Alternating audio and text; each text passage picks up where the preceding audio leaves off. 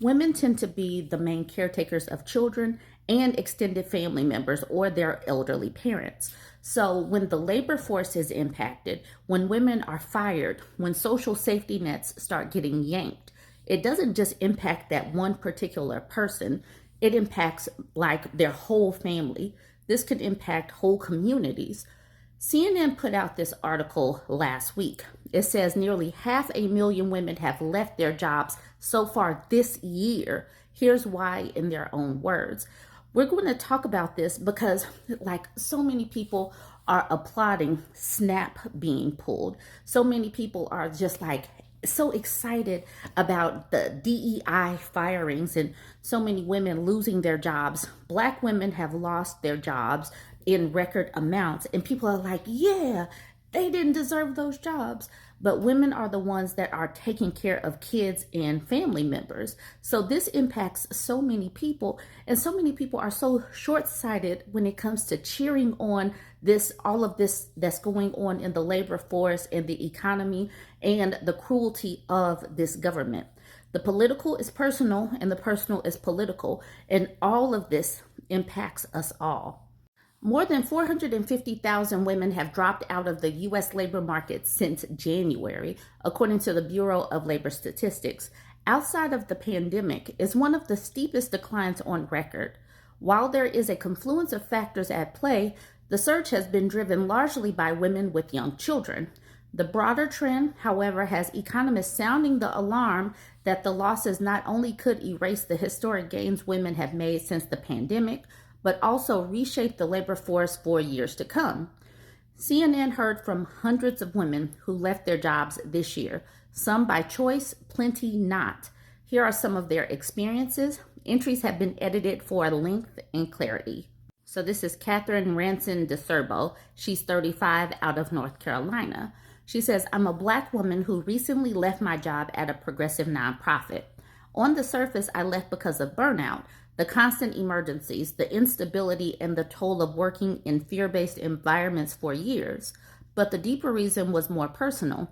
I couldn't see myself becoming a mother in that environment. This is Bernice Chow, who's 42 out of LA.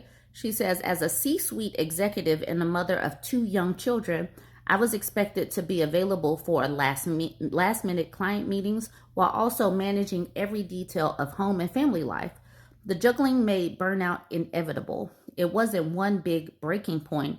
It was the slow accumulation of unrealistic demands that made it clear the system wasn't built to support working mothers. Childcare is unaffordable across most of the U.S. The cost of childcare for infants can force women out of the workforce and back into caregiving duties. In Mississippi, where it is the cheapest, childcare costs $6,800 a year. In DC, this rises to $28,000 a year. I am sure that this is one of the number one reasons why women fall out of the workforce, because putting kids into daycare, if there is any daycare available, is just so hard. And even though we have these conversations where we talk about, you should be putting your kids in there because you want to think about retirement, in the midst of it, you're not thinking about that. You're looking at the numbers and how much it costs and the fact that childcare costs as much as a mortgage. And it's just like, this is one of the main reasons why I will continue to say the birth rate needs to plummet to hell. All right, so this is Katie Wally Weigart, 39 out of Virginia. She says, I'm textbook sandwich generation. A raging toddler, my child on fire, complete with red hair and freckles starting to form on the bridge of his nose, is so busy and bustling and trying to perpetually throw himself off of furniture. Oh my God, I remember those days. A father with a terminal illness. Combine those two things with a full-time marketing gig when you are at the beck and call of executives. I opted to take greater control over my time with the flexibility to be present for those who matter most by doing my own thing. That's the reason why I started this conversation talking about women are typically the caretakers of children and the elderly family members. At some point in time, the men of the community, the men of the families are going to have to start bearing some of this burden, but we haven't gotten to that point yet. women are still the ones that are overwhelmingly falling out of the workforce to care for parents. This is Kristen Campbell Moss, 32, out of the Philly area. She says, my husband and I welcomed our first child in January. We quickly faced the shock so many other young families face: childcare costs and lack of availability. Precisely what I had been talking about.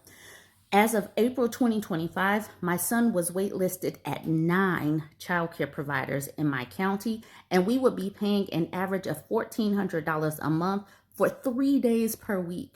We did not qualify for any sort of childcare assistance subsidy.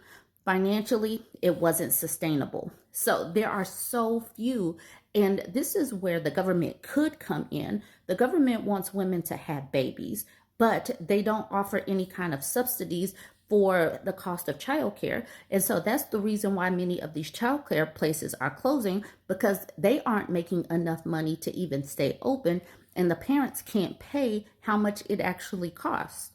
Mandy Dreischer, 41, out of Wisconsin, said, I just left my job to be a stay-at-home mom. The stress and pressure to manage both my career and my young children was overwhelming. I figure I can always re-enter the workforce, but I can never get the time back with my kids. For us, it was worth the financial sacrifice for the next few years.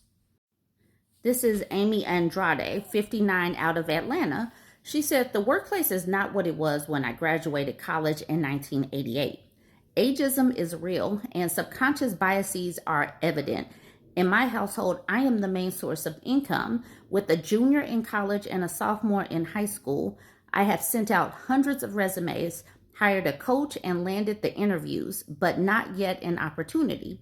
At 58, my plan was to teach at the college level in 5 to 10 years.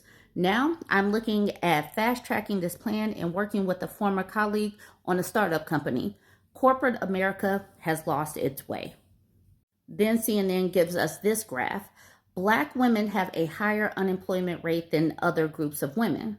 While this is a long-term trend, the rate among Black women reached 6.7% in August, more than twice the rate for white women at 3.2%, and a figure seen in late 2021 as the jobs market recovered from the COVID-19 recession.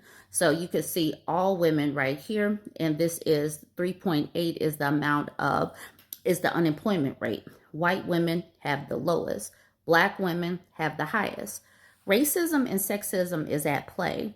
And it does make me so sad that people champion, all of these firings, especially from the federal government, because this impacts so many Black people. And it doesn't just, Black women getting fired doesn't necessarily just impact the women. I've said this before. Women are typically the ones that are caring for the children and extended family. So this harms whole families and communities when women get fired like this, when Black women get fired like they have been. So this is Michelle Cooper, 56. She's out of North Carolina and Oakland, California. She says, I'm a 56-year-old Black woman who left my job as a corporate controller to help my aging parents in Oakland, California. It's been tough because I'm going through my emergency savings funds, but I wouldn't change it for the world. To have both parents alive at ages 85 and 82 is a blessing. However, I need to return to the workforce, and it's been very challenging to find employment in this current climate, even with my 30 years of experience. And so going back to the social safety nets, caregivers deserve to have, funds from the government to support aging family members, disabled family members, children, and all of that. But we don't have that in this country because we think that helping support families is socialism. We look at it in such a negative light. And we especially don't want Black people to have that kind of support coming from the government. This is Jessica Osprong, 52, out of Virginia. She says, I left a career as a senior executive lawyer in the federal government, taking early retirement at 52 to escape the chaos created by the Trump administration and DOGE, so I can devote more time to supporting my autistic son and ailing father. I did not accept the first fork in the road offer from DOGE because I was skeptical of its legitimacy. But when it was offered again, I could not accept the offer quickly enough. After so many years of stress, juggling, and believing I could do it all, I'm exhausted and ready to focus on being my best for my family. Obviously, there are tons of other stories from women out there, but the stress of these jobs, the stress of caretaking, all of the other things that are going on in the society right now, the firings, these stories all start to sound the same. Join the conversation. Let me know what you think of this one. Don't forget to like, comment, and share.